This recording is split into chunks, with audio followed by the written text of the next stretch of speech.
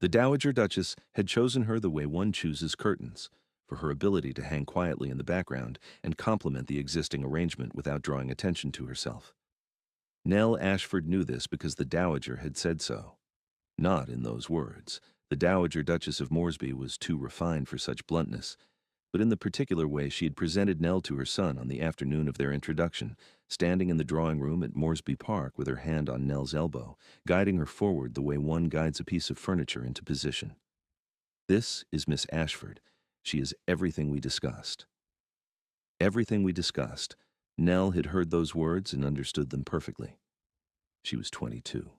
She was the daughter of Sir Harold Ashford, a baronet of modest means and less ambition, whose estate in Suffolk produced just enough income to maintain the illusion of gentility without the substance to support it. She was pretty in a way that no one remarked upon. Pleasant features, fair hair, a manner so agreeable that it bordered on invisibility. She played the pianoforte competently. She danced adequately.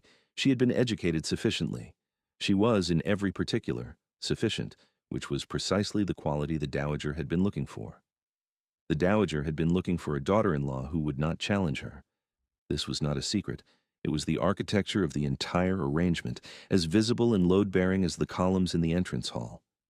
The Dowager had run Moresby Park for 31 years, first as the Duke's wife and then as his widow, and she had no intention of surrendering the household to a young woman with opinions. She needed someone who would produce an heir, attend the appropriate social functions, and otherwise defer to the Dowager's authority in all matters domestic, social, and, most critically, concerning her son. Her son was the problem. Arthur Wyndham, 6th Duke of Moresby, was 30, and he was tired of his mother. He would not have said so. He was too well bred for such directness, and too kind to wound a woman who had raised him alone after his father's death when Arthur was 9. But Nell saw it on his face the moment the Dowager presented her. Not irritation, exactly. Something closer to resignation. The face of a man who had been managed his entire life and who had stopped resisting. Because resistance required energy, he preferred to spend elsewhere. He was tall and lean, with brown hair that needed cutting and the distracted expression of a man whose mind was perpetually engaged with something more interesting than whatever was happening in front of him. He dressed well, but without care. His valet clearly made the decisions, and his hands, which Nell noticed because she noticed hands, were stained with ink at the fingertips.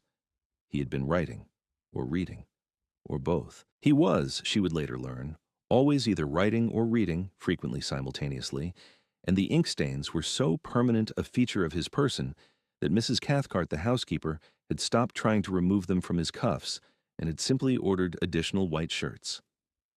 "Miss Ashford," he said, inclining his head. "A pleasure." "Your Grace," she said. She curtsied. The curtsy was perfect, depth, duration, angle, because her mother had drilled it into her since childhood, along with every other gesture of compliance that constituted a young woman's education in the Ashford household. Nell curtsied the way she did everything, correctly, pleasantly, and with the absolute minimum of self visible beneath the performance. The Dowager beamed. "Shall we take tea?" They took tea.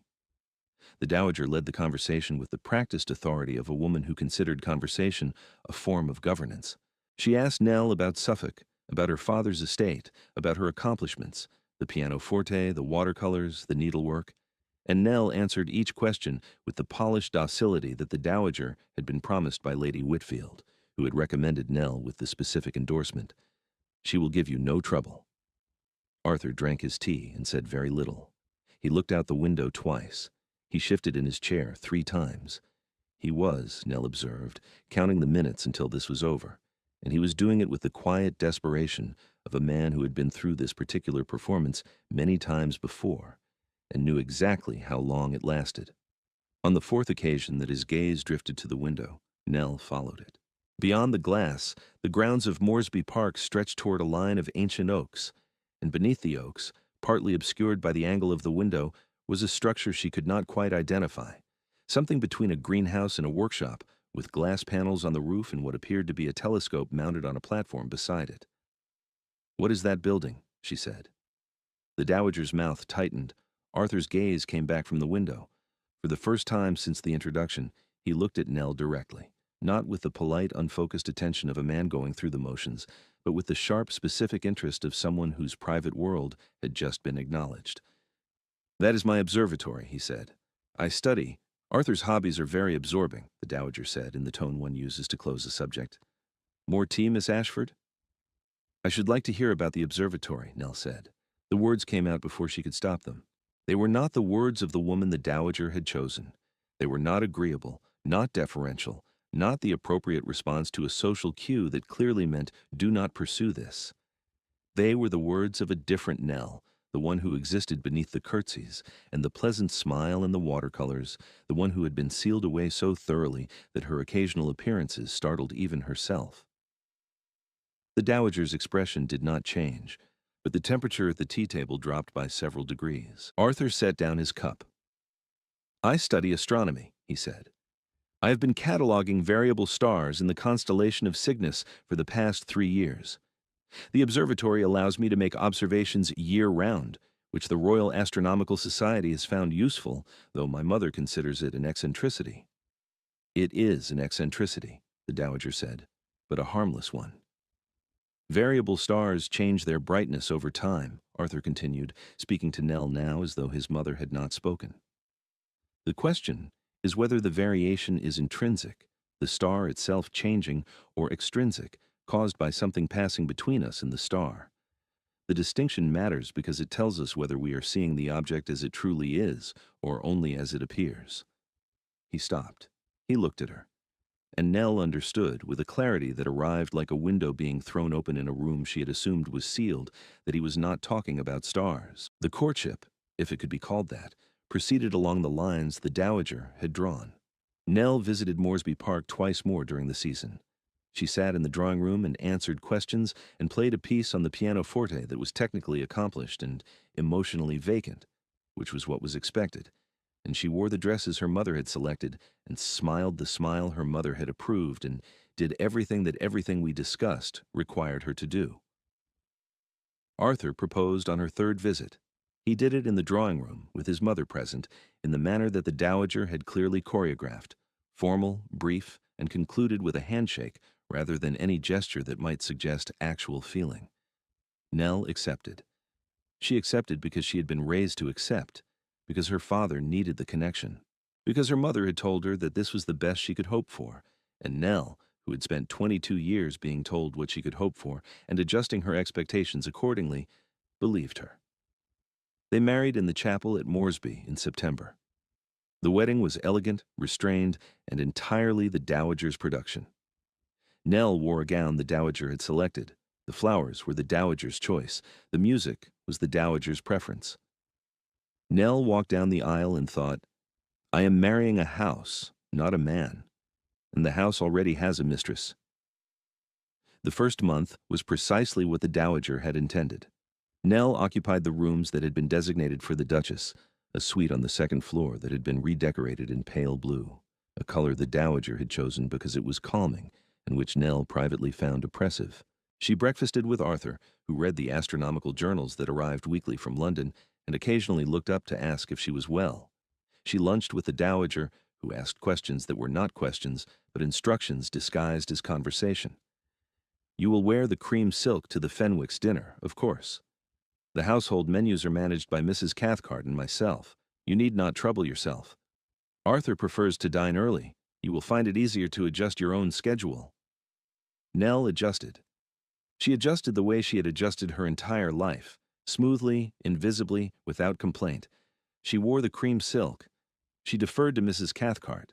She dined early. She was, in every measurable particular, obedient. And Arthur watched her. She did not realize he was watching at first. He was a man who appeared permanently distracted, always reading, always thinking, always half present in the room and half present somewhere in the constellation of Cygnus, and Nell had assumed that his abstraction meant inattention. She was wrong. Arthur Wyndham was not inattentive. He was observing. He had been trained, by 3 years of tracking infinitesimal variations in starlight, to notice the difference between what something appeared to be and what it actually was, and he had been applying this skill to his wife since the wedding. He noticed that she read. Not the improving literature that the Dowager had stocked in the pale blue sitting room, sermons, collections of moral essays, a tedious memoir by a bishop's wife. But other things, hidden things. He found a copy of Mary Wollstonecraft beneath her needlework basket. He found a volume of Linnaeus wedged behind the cushion of the window seat. He found, in the drawer of her writing desk, a notebook filled with small, precise observations about the plants in the garden, not the ornamental gardens that the dowager maintained for visitors, but the kitchen garden where the herbs grew, and where Nell had been walking every morning at 7 o'clock when the household was still asleep, and the dowager's authority did not yet extend to the outdoors. He noticed that she had opinions. They emerged in fragments, a word here, a glance there, a question that she asked, and then immediately retracted as though catching herself doing something forbidden. At dinner, when Lord Pemberton mentioned the Reform Bill, Nell's hand tightened on her glass, and her lips parted, and then closed, and the opinion she'd been about to express retreated behind the pleasant smile like a tide pulling back from a shore it was not permitted to touch. He noticed that she was unhappy. Not dramatically. Nell was not the kind of woman who announced her unhappiness or displayed it for sympathy. She was unhappy in the way that a plant is unhappy when it has been placed in the wrong soil, still alive, still growing, still producing the expected leaves and flowers, but leaning toward the light with a desperation that anyone paying attention would recognize as the difference between surviving and living. Arthur was paying attention. On a morning in late October, 6 weeks after the wedding, he knocked on the door of the pale blue sitting room. Nell was inside with her needlework basket, and beneath it, a copy of Erasmus Darwin's The Botanic Garden, which she had borrowed from the library and was reading in sections small enough to conceal quickly. "May I come in?" he said. "Of course." She closed Darwin and slid it beneath the basket with a motion so practiced it was nearly invisible. Nearly. Arthur sat down. He did not sit in the chair the dowager had designated for visitors, a stiff-backed piece near the door that enforced formality, but in the window seat, where the light was better, and where Nell's hidden Linnaeus had left a faint rectangular impression on the cushion that he suspected only he had noticed. "I would like to show you the observatory," he said. "The observatory? You asked about it. On the first afternoon, you were the only person who has ever asked about it, including my mother, who considers it an embarrassment, and Lady Whitfield, who considers it a sign of instability. You asked, and my mother changed the subject, and you did not ask again. I would like you to ask again." Nell looked at her needlework basket. She looked at the door beyond which the dowager's authority began and Nell's real self ended. She looked at Arthur, who was sitting in the window seat with ink on his fingers and an expression she had not seen before, not the distracted abstraction of a man lost in thought, but the focused, patient attention of a man who had been watching a variable star for 6 weeks and had finally identified the pattern. "Your mother would not approve," she said. "My mother does not approve of most things that matter. She approved of you because she believed you would not challenge her. I am asking whether she was right." The silence lasted a long time. Nell felt it the way she felt everything important, not as a single moment but as a series of small collapses, the quiet dismantling of a structure she had spent 22 years building, the obedient girl coming apart brick by brick to reveal whatever was underneath. "She was not right," Nell said. "She was not wrong either. She chose correctly. I'm exactly what she described. But what she described is not all of what I am. It is simply all of what I have been permitted to show." Arthur nodded. He stood. He offered her his hand. "Then come and see the observatory," he said, "and show me the rest." The observatory was extraordinary. It was part workshop, part library, part cathedral, a space built entirely for seeing clearly, with instruments calibrated to detect light that the naked eye could not perceive, and shelves stacked with notebooks filled with Arthur's careful hand, 3 years of observations recorded with a precision that Nell recognized instantly, because it was the same precision she brought to her own hidden notebook, the one about the kitchen garden. Arthur showed her the telescope. He showed her his star charts. He explained variable stars, the slow, rhythmic brightening and dimming of Mira and Cetus, the sudden explosions of novae, the eclipsing binaries where one star passes in front of another and the light drops, not because anything has changed, but because something is in the way. "That is what my mother does," he said. "She is an eclipsing binary. She stands between people and what they actually are, and the light drops and everyone assumes the person is dimmed. But they have not dimmed. They are simply being obscured. Nell looked at him through the eyepiece of the telescope, where a single star burned steadily in the dark. And you can tell the difference. It is what I do, he said. I look at things that appear to change, and I determine whether the change is real or whether something is blocking the view. And what do you see when you look at me? I see a woman who hides Wollstonecraft under her needlework and Linnaeus behind her cushion and wakes at 7 to walk in the kitchen garden because it is the only hour of the day when no one is watching. I see a woman who almost spoke about the reform bill at dinner and caught herself because she has been taught that her opinions are a liability rather than an asset. I see a woman who plays the pianoforte as though she is afraid to mean it. He paused. I see a woman who has been told she is obedient and has made herself so because the alternative was too frightening. But obedience is not who you are. It is what has been done to you.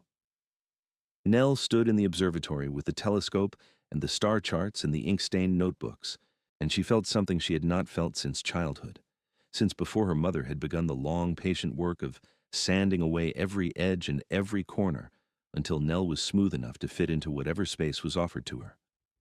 She felt the edges returning, the corners, the inconvenient, sharp, interesting parts of herself that had been filed away. I would like to learn about variable stars, she said. I would like to teach you. Your mother will not approve. My mother approved of an idea of you. I am interested in the reality. The reality is more complicated and considerably more worth knowing. They began that evening. After dinner, which the Dowager dominated with a discussion of the Christmas arrangements that required no input from either of them, Arthur led Nell to the observatory where the sky had cleared and Cygnus was visible above the oaks. He showed her how to use the telescope. He showed her how to record observations. He explained the mathematics of orbital periods and the physics of stellar atmospheres. And when he paused to check whether she was overwhelmed, she said, "The apparent magnitude formula, is it logarithmic?" He stared at her. "Where did you learn that?" "My father's library had a copy of Herschel's astronomical tables. I read it when I was 14 because there was nothing else to read, and I was curious. I understood approximately a third of it. I've been carrying the other 2/3 as unanswered questions for 8 years. Arthur sat down on the observatory steps and looked at his wife. This woman his mother had chosen because she was obedient, this woman who had curtsied perfectly and played competently and smiled pleasantly, and hidden Herschel in her memory the way she hid Wollstonecraft in her basket. And he laughed. Not the polite laugh of the drawing room, but the real one. The delighted, incredulous laugh of a man who had been looking at an apparently dim star and discovered it was, in fact, blazing. They returned to the observatory the following night, and the night after that. The sessions lasted longer each time, an hour, then 2, then 3, until Mrs. Cathcart stopped setting out the candles in the drawing room after dinner because she knew they would not be used. Arthur taught her the constellations. He taught her the mathematics of parallax and the geometry of orbital mechanics. He taught her how to grind a lens and how to calibrate the telescope's equatorial mount and how to read the atmospheric seeing conditions to know when the sky was steady enough for precise measurement. Nell absorbed it with a hunger that frightened her. Not the material. The material was difficult but learnable, and she had always been a quick study when the subject mattered, but the experience of being taught. No one had ever taught her anything they considered important. Her mother had taught her needlework and deportment. Her governess had taught her French and watercolor. Her pianoforte teacher had taught her technique. All of it had been designed to make her presentable, to equip her for display, like an object being prepared for sale. Arthur was teaching her something that existed entirely for its own sake, that had no purpose beyond understanding, and the feeling of being trusted with it, of being considered capable of it, was so unfamiliar that she sometimes had to stop and breathe and remind herself that she was permitted to be here. One evening in November, 3 weeks into her education, she was recording an observation when Arthur said, from the other side of the observatory where he was reviewing her previous notes, "You have better handwriting than I do." "Everyone has better handwriting than you." "That is true, but yours is particularly precise. The numbers are clear. The decimal points are exactly placed. You record the time to the second. You note the atmospheric conditions and the instrument settings. You are meticulous." I have been keeping a secret notebook about the kitchen garden for 3 years. I cataloged 47 species of herb by Latin name, growing conditions, soil preferences, and medicinal applications. Meticulousness is not new to me. Having permission to practice it openly is. Arthur set down her notes. He crossed the observatory. He stood beside her at the telescope and said, "Play the pianoforte tonight. It is 11:30. Play it as though you mean it." She looked at him. He looked at her. The observatory was dark except for the lamp on the desk and the stars through the open dome above them. And in the quiet, Nell felt the last of the obedient girl give way, not with a crash, not with a dramatic revelation, but with the quiet, definitive click of a mechanism releasing, a lock opening, a door that had been sealed for 22 years finally, permanently, swinging wide. They went inside. She sat at the pianoforte in the empty drawing room at midnight. She played Beethoven, the Pathétique, which she had learned at 15 and performed exactly once, for her mother, who had said it was too much and suggested she return to Haydn. She played it now the way it was meant to be played, with force, with fury, with the full weight of everything she had been told to suppress. The notes filled the drawing room and the corridor and the staircase, and Mrs. Cathcart heard it from the servants' hall and said nothing, and the dowager heard it from her bedroom and lay in the dark, listening to her obedient daughter-in-law play Beethoven at midnight with a ferocity that made the windows vibrate. Arthur stood in the doorway and listened, and when she finished, breathing hard, her hands trembling, the last chord still ringing in the air, he said, "There, that is who you are." The dowager noticed the change before she understood its cause. Nell began appearing at breakfast with questions about the estate, about the tenants, about the household accounts that the dowager had kept firmly in her own control. The questions were polite. They were deferential. They were delivered with the same pleasant smile that had made the dowager select her in the first place. But they were questions, and they required answers, and the dowager, who had not been questioned about the management of Moresby in 31 years, found the experience profoundly unsettling. "You might remind Miss Ashford, the Duchess, that the household arrangements are well established," the dowager said to Arthur over luncheon when Nell was visiting the vicar's wife. "You might tell her yourself, Mother. She is your daughter-in-law. I chose her because she was agreeable. You chose her because you thought she was compliant. She is not compliant. She is intelligent, and she has been hiding it because every person in her life has rewarded her for concealment. I will not continue that pattern." The dowager set down her soup spoon with the controlled precision of a woman who was accustomed to being the most formidable person in any room and was discovering, with considerable displeasure, that her son had opinions of his own. "Arthur," she said, "I have managed this household for 31 years. And you have managed it well.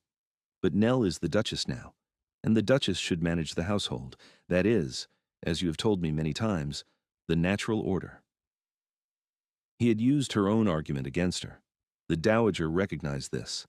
She did not like it, but she was too intelligent to fight a battle she could not win with weapons she had supplied to the enemy herself. The transition happened slowly. Not because Nell was timid. She was not timid. She had never been timid. She had simply been required to perform timidity so consistently that the performance had become indistinguishable from the thing itself, but because she understood, with the strategic intelligence that the dowager had mistaken for compliance, that taking power too quickly would create conflict, and conflict would cost Arthur more than it would gain her. She took the household accounts first. Mrs. Cathcart, who had been managing them under the dowager's direction, surrendered them with the barely concealed relief of a woman who had been doing someone else's job for 31 years and was deeply grateful to hand it over. Nell found inefficiencies. Of course she did, because she was Nell, and finding inefficiencies was what she did when she was not being required to smile and curtsy, and she corrected them with the same quiet precision she brought to everything. She took the garden next. Not the ornamental gardens. Those remained the dowager's domain, because the dowager cared about them, and taking something from a person who cared about it was cruelty, not strategy. She took the kitchen garden, which had been neglected, and she expanded it. Herbs first, then vegetables, then a small section for the botanical specimens she had been studying in secret for years, the ones from Darwin and Linnaeus, the plants she had known by their Latin names since she was 14 and had never been permitted to say so. She took the tenants. She visited them, not with the dowager's formal charity, the baskets of food delivered with the gracious condescension of a woman for whom the poor were an obligation rather than a community, but with genuine attention. She learned their names. She learned their needs. She discovered that the tenants on the northern boundary had been petitioning for a new will for 3 years, and that the petition had been filed by the dowager in a drawer and forgotten, not from malice, but from the particular blindness of a woman who believed that managing an estate meant managing its appearance rather than its substance. Nell built the well. Arthur funded it. The dowager said nothing, but she began, almost imperceptibly, to defer. A word here, a question there, the slow and grudging recognition of a woman who had chosen a curtain and discovered she had acquired a pillar. On an evening in April, 7 months after the wedding, Nell was in the observatory.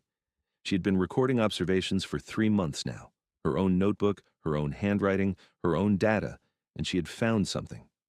A variation in one of Arthur's Cygnus stars that did not match the expected pattern. The dimming was irregular, unpredictable, and it did not correspond to any eclipsing body in Arthur's calculations. Arthur checked her work. He checked it twice. He sat at the observatory desk with her notebook and his star charts and the logarithmic tables, and he looked at the numbers and he said, "You are right. The variation is intrinsic. The star itself is changing." What does that mean? It means you have made an original astronomical observation. It means your data needs to be sent to the Royal Astronomical Society. It means, he stopped. He looked at her in the lamplight, this woman his mother had chosen for her obedience, and who was sitting in his observatory at midnight, with ink on her fingers, making discoveries that the professional astronomers in Greenwich had missed. It means you were never dim. You were never even close to dim. You were obscured. And now you are not. Nell looked at her notebook. She looked at the star charts. She looked at her husband, who had taken her to the observatory and given her the telescope and taught her the mathematics, and waited, patiently, deliberately, with the trained attention of a man who knew how to watch for the moment when the light returns, for her to show him who she actually was. "Your mother chose me because I was obedient," she said. "My mother chose an idea of you. And you?" "I chose you because you asked about the observatory. One question. One moment where the performance slipped and the real person looked through. That was enough." "Enough for what?" "Enough to know that the dim star was not dim, that the light was there, that someone just needed to move out of the way." The dowager retired to the dower house in June. It was presented as her choice. She was 63, and the dower house had been renovated, and the garden there was particularly fine. And in many ways, it was her choice, made with the pragmatic intelligence of a woman who recognized that her era at Moresby had ended, and that the woman who had replaced her was not the obedient girl she had selected, but someone altogether more formidable. The transition was not acrimonious. Nell would not permit it to be. She understood something about the dowager, that Arthur, who had been managed by his mother for 30 years, could not see clearly, that the dowager's need for control was not malice, it was fear.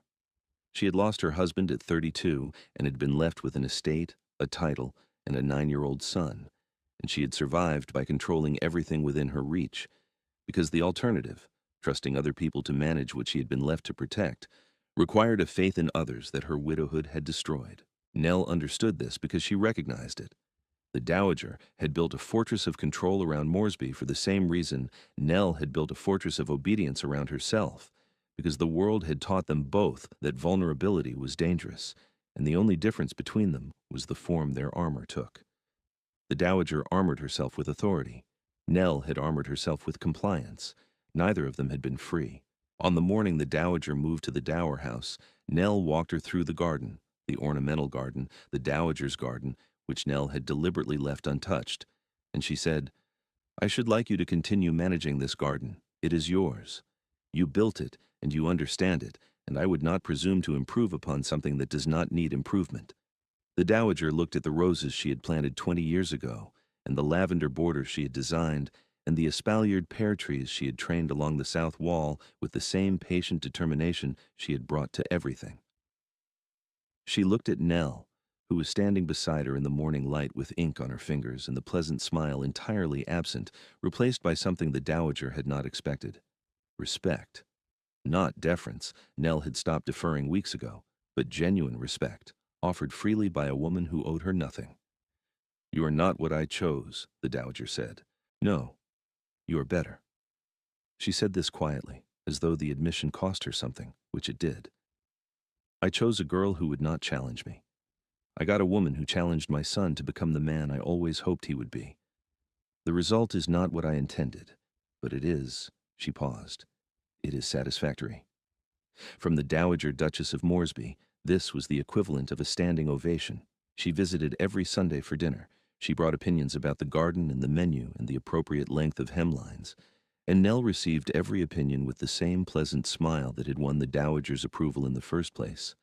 The smile that the Dowager now understood too late had never been compliance at all. It had been patience. Their son was born the following spring. They named him William, after Herschel, which the Dowager considered eccentric and which Nell considered exactly right. The Dowager held her grandson on the first afternoon and said, "He has Arthur's eyes and your determination. God help us all." It was, Mrs. Cathcart reported to the cook, the closest to a joke the Dowager had made in 31 years of service. On a clear night in September, a year after the wedding, Nell sat in the observatory with William asleep in a basket beside the telescope and the notebook open on her knee. Arthur came in from the house carrying 2 cups of tea and the latest correspondence from the Royal Astronomical Society, which had published her observation under the name N. Wyndham and had asked for further data. "They want more observations," he said. "They will get them. Cygnus is well positioned for the next 3 months." He sat beside her. He looked at the baby, who was sleeping with the profound commitment that only very small children bring to sleep. He looked at his wife, who was reviewing her star charts with ink on her fingers and a pencil behind her ear, and the pleasant smile nowhere in evidence, replaced by the focused, unguarded expression of a woman who was finally doing the thing she was meant to do. "My mother chose you because you were obedient," he said. "You have mentioned this.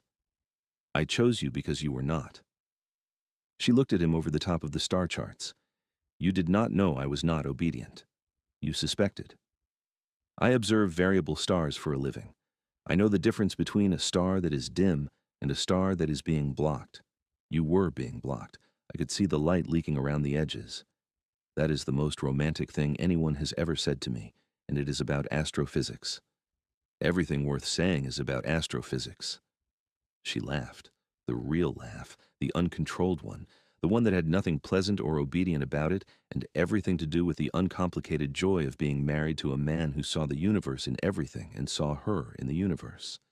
William stirred in his basket and settled. The telescope pointed at Cygnus, where a star that had once appeared dim was burning steadily, brightly, without obstruction, and inside the observatory at Moresby Park, the Duke and the Duchess sat together in the dark, looking up, and the sky was full of light. If this story stayed with you, you might find the next one does too. They arrive here like a star that was always burning, waiting only for someone to look whenever they are ready.